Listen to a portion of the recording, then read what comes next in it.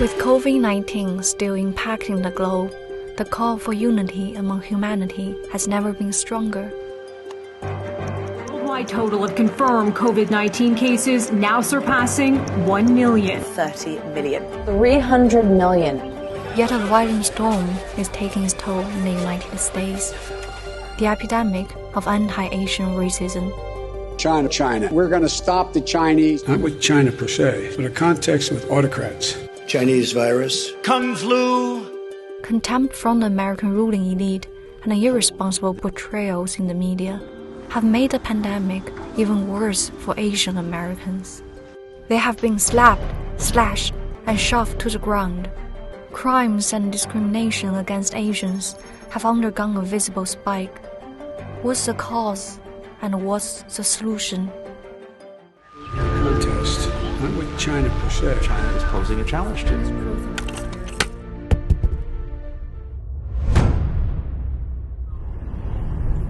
前方在红绿灯路口左转，进入九州大道东。 In the southern Chinese city of Zhuhai, Feng Daokun is on duty as a neighborhood security guard. In his daily life, he would never expect a shooting in broad daylight. But that is what happened to his sister, who moved to the U.S.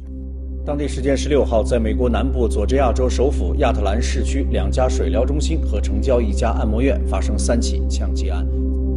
Feng Daoyou, a hard-working and independent woman, traveled along to work in the U.S. to earn a better life for herself and her family. 2016年，他说要去美国，我们就是以为他开玩笑。我们说你那个初中没毕业，你拿什么去美国了？就这样去说他。他说1个礼拜出去买一次菜。 买点骨头啊，炖点汤吃，他是这样说。到16号就出事了，那个时候都不敢相信这件事情是真的。是他买的这个试用餐的。给妈妈吃的。是啊。 On the outskirts of Atlanta, the local Chinese American community held a memorial for Daoyou in a small funeral home. None of the mourners had ever met her. Yet in this moment, their lives were connected. They all live in the climate of increasing xenophobia.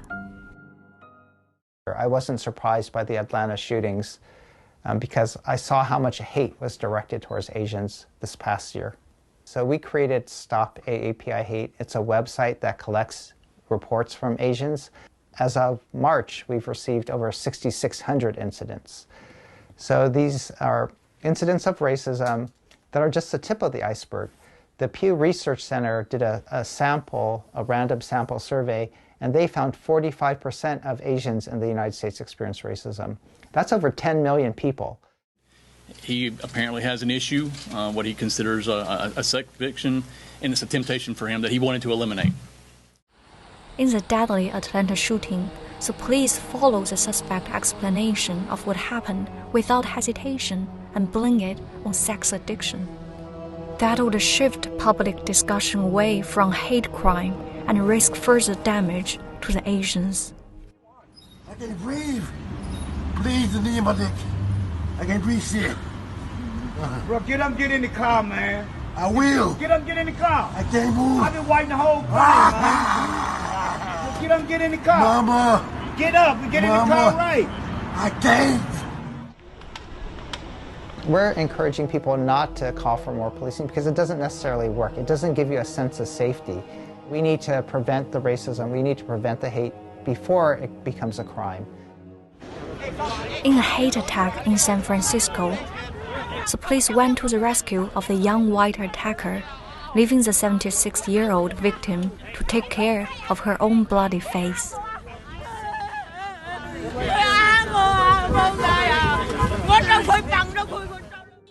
Poor data collection and lack of reporting, mixed with deficiencies in law enforcement, have produced an explosive mix of anti-Asian atrocities. Tonight, a search underway for the suspect caught on video pushing this 91-year-old man on Harrison Street in Oakland this past Sunday. I know Oakland Chinatown really well, and so when I started to see these crimes happening, in Chinatown, I was appalled. The 91-year-old man, my dad is 91-year-old. And to think about something like that happening to my father is just unimaginable. So to see it happen to members of our community, to the people of Chinatown, to the Asians in the community is appalling and needs to be denounced. In Oakland's Chinatown, Asian Americans of different generations are volunteering their time to patrol the streets for their own safety. Cao Chang is the president of Chinatown's Chamber of Commerce. During the epidemic, he became the chief organizer of the patrol. We are facing all these current attacks against our community, and we have to be speaking out. And not only to understand there are problems, we have to be part of the solutions. The old and the young, who are usually those taken care of, are going out to share the new responsibilities in patrolling. Gao Huade is the most senior member of the team. And we walk in group that helps to deter the bad boys from doing more harm. Jackie Kwong, the youngest in the team, is only 13 years old. Why did I do this patrolling was because before we saw a lot of these, crimes here in Oakland, Chinatown, and, this is like a home for me. Patrol members are of different ages and different professions. The main thing they have in common is they have all experienced discrimination and threats at various stages of their lives. I was walking in here, Renaissance Plaza. I was punched for no reason. And after he punched me, he laughed and walked away. I heard that someone behind me and yelling some racial slurs and throwing his whole body a punch to my back of my head. What's your greatest fear? And they overwhelmingly said racism, because they say you can protect yourself from the COVID by covering your face with a mask, but you can't protect yourself from some random stranger who may attack you or attack your elderly grandmother. Asian immigrants came to the U.S. They worked hard and kept their heads down to survive. And their hard work led to success stories which later won them praise, resulting in them being labeled a model minority. The model minority stereotype is really problematic. Asians are treated as model minorities because they don't complain, right? Unfortunately, this myth is actually hurting us more than helping us. Is that it masks our problems. It masks that, again, in Chinatowns, there's elderly are really impoverished. It masks the problem that there's real inequality within the Asian American community. In United States, as Asians, we have to work harder than the white people to be accepted. To achieve the same results, we need to work twice as hard because that's a reality. That somehow is turned around by the U.S. media as a positive thing. So we must understand, as Asian Americans, we just need to reach out our hand to our sisters and brothers and say, help me, and I'm here. And just for one thing, I am proud to be Asian! Anti-Asian discrimination is another epidemic haunting the U.S. It's chronic and deadly. The Chinese virus, Kung Flu, The nation which unleashed this plague onto the world, China. The media has played the biggest and most damaging role in spreading the anti-Asian virus. There's a lot of denial about how they're pushing the anti-China propaganda is linked to the anti-Asian racism at home in the United States. But that's just ridiculous. That's obviously it's because influenced by the xenophobia in the media. Foreign policy wrote, yes, blame China for the virus. Washington Post, China's a real threat to our democracy. Wall Street Journal, the U.S. should want a Cold War with China. The Western media sing together in chorus for blaming China.